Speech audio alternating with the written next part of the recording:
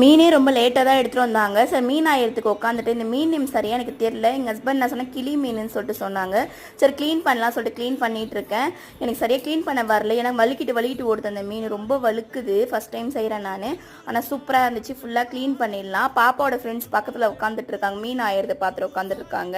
எல்லாத்தையும் ஆஞ்சி வச்சுட்டு தண்ணி வந்து நல்லா வருது. இப்போ தான் வரும் கரெக்டாக. தண்ணி வரப்பாட்டி வந்து கழுவிலாம் சொல்லிட்டு தண்ணியில் அந்த பிடிச்சி நல்லா வந்து கழுவிட்டு நல்லா பழன்னு இருக்கு பாருங்கள். மீன் ஃபுல்லாக க்ளீன் பண்ணி எடுத்து வச்சாச்சு. வெளியில் போய் அந்த இது வேஸ்ட்டெல்லாம் போய் ஊற்றிட்டு வந்துடலாம். அங்கே தான் வந்து ஊற்றணுமா? சரி அப்படியே வந்து ஊற்றிட்டு வந்துட்டேன். ஃபுல்லாக சேராக இருக்குது வாசல்லலாம். கழுவி விடணும் சாயங்காலமாக. ஏன்னா மழை பெஞ்சாலே இந்த இடத்துல வந்து எல்லாமே வந்து நின்றோம். அதனால் வந்து ஃபுல்லாக க்ளீன் பண்ணி நல்லா வந்து கழுவி ஈவினிங்காக வந்து கழுவி விட்டுறலாம் சொல்லிட்டு அந்த தண்ணி போய் ஊற்றிட்டு அப்படியே கிச்சனுக்கு வந்துட்டேன். பாப்பா என் கூடயே ஒடியாடுறா பாருங்க, வரவே கூடாதுன்னு சப்பல் இல்லாமல் ஒடியான்ட்டேன். ஜாமான்லாம் விளக்கிட்டு அப்படியே வந்து மீனுமே பொரிச்சிட்டேன். பருப்புமே வெந்துட்டு இருக்குது. இப்போ வந்து துணி வந்து ஊற வச்சிடலாம் சொல்லி துணியுமே ஊற வச்சுட்டு அப்புறம் சாப்பிட்றதுக்கு உட்காந்துட்டோம். இந்த டே இப்படி தான் போச்சு. நெக்ஸ்ட் வீடியோவில் பார்க்கலாம்.